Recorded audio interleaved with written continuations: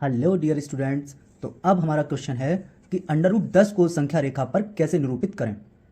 तो under root 10 को संख्या रेखा पर कैसे निरूपित करने से पहले हम थोड़ा सा प्रीवियस में संख्या रेखा किस तरह से चलती है, उस पर किस तरह से परिमेय और अपरिमेय संख्याएं होती हैं, ज़रा सा हम ये देखते हैं। ठीक है बच्चों, तो ये हमने एक रेखा खींची, अब मैंने बोला कि यहाँ पर इस पॉइंट पर है 0 0 और हम एक कदम आगे बढ़े तो यहाँ हमने बोला 1, फिर हम 2 कदम आगे बढ़े, फिर हमने बोला 2, फिर हम एक कदम और आगे बढ़ गए, फिर यहाँ हुआ 3, फिर एक कदम और आगे बढ़ गए, यहाँ हुआ 4।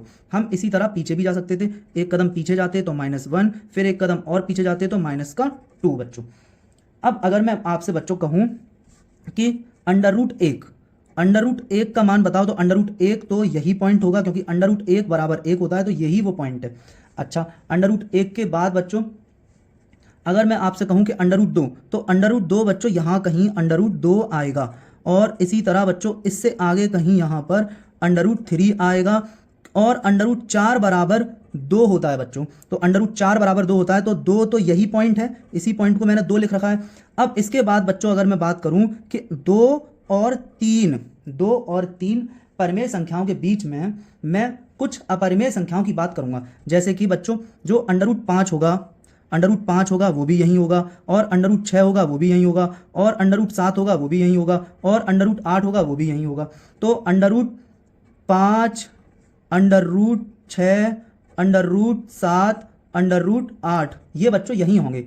और इसके बाद जो अंडर रूट 9 होगा वो बच्चों यही वाला पॉइंट होगा, क्योंकि अंडर रूट 9 बराबर तो 3 होता है, तो वो यही पॉइंट हो गया। अंडर रूट 9 के बाद बच्चों इन दोनों के बीच में हमारे रहेंगे अंडर रूट 10, और अंडर रूट में 11, अंडर रूट में 12, अंडर रूट में 13, अंडर रूट में 14, अंडर रूट में 15, इस तरह से।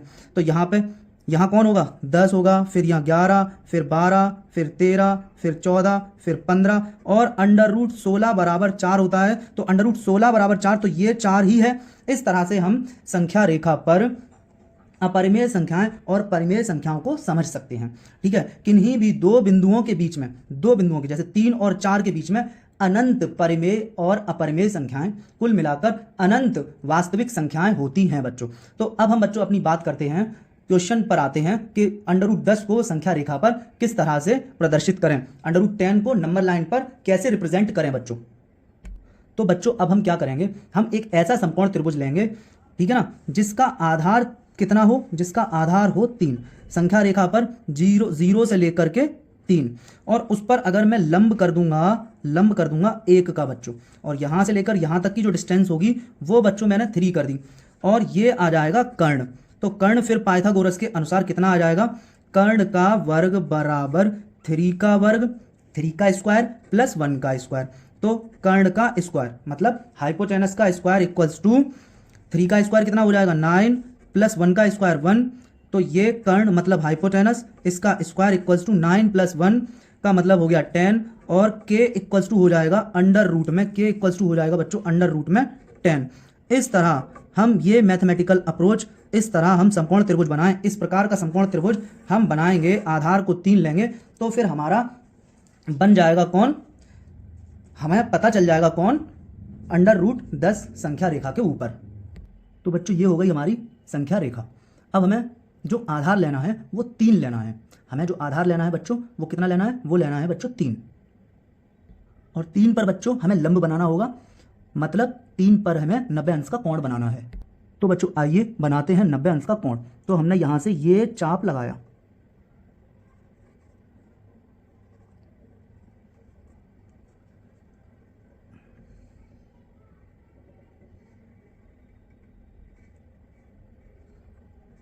और फिर ये जो संख्या रेखा पर इस चाप ने यहां प्रतिच्छेद किया, इंटरसेक्ट किया, इस पॉइंट पर हमने प्रकार की नोक को रखा और एक 60 का आर्क लगा दिया, और फिर इसके ऊपर रखा 60 वाले के ऊपर और 120 का आर्क लगा दिया,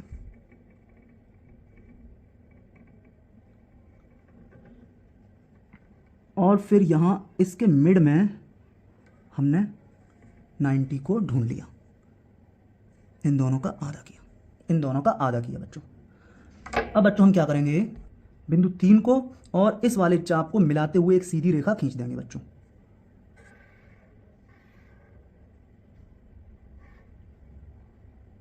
हमें पता है कि हमें समकोण त्रिभुज के अंदर आधार 3 लेना है और लंब 1 लेना है। तो फिर बच्चों अब हम लंब को 1 नाप लेते हैं। तो देखो बच्चों, ये रहा हमारे पास 1, ये देख लो बच्चों, ये हो गया बच्चों हमारे पास 1 सामने। ओके, ठीक है, ओके। और हमने यहां पर लंब को 1 काट लिया।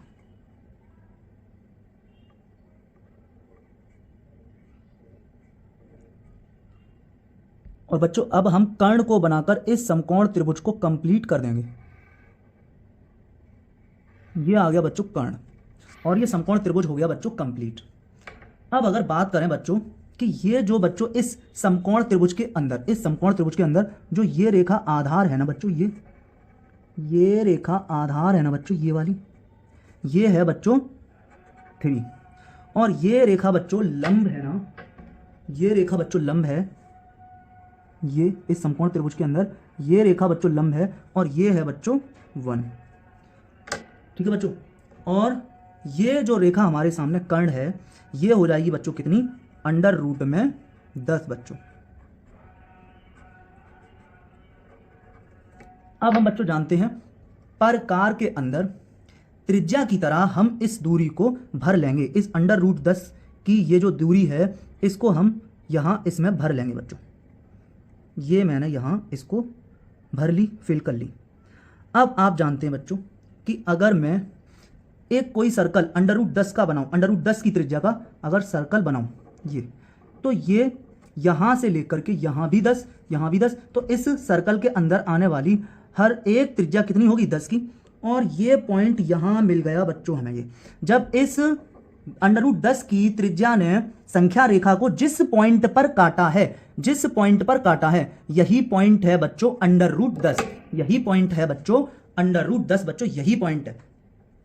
तो ये हो गया बच्चों हमारे सामने अंडर रूट 10, ये पॉइंट है बच्चों, ये पॉइंट है बच्चों अंडर रूट 10।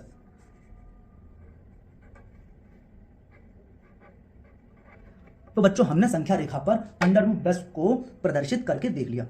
ठीक है, नंबर लाइन पर हमने लोकेट कर दिया किसको, अंडर रूट 10 की वैल्यू को। तो बच्चों आप लोग समझने की कोशिश कीजिएगा और फीडबैक देते रहिएगा, जिससे मैं और अच्छे तरीके से आपको समझा सकूं। ओके बच्चों, शुक्रिया, धन्यवाद।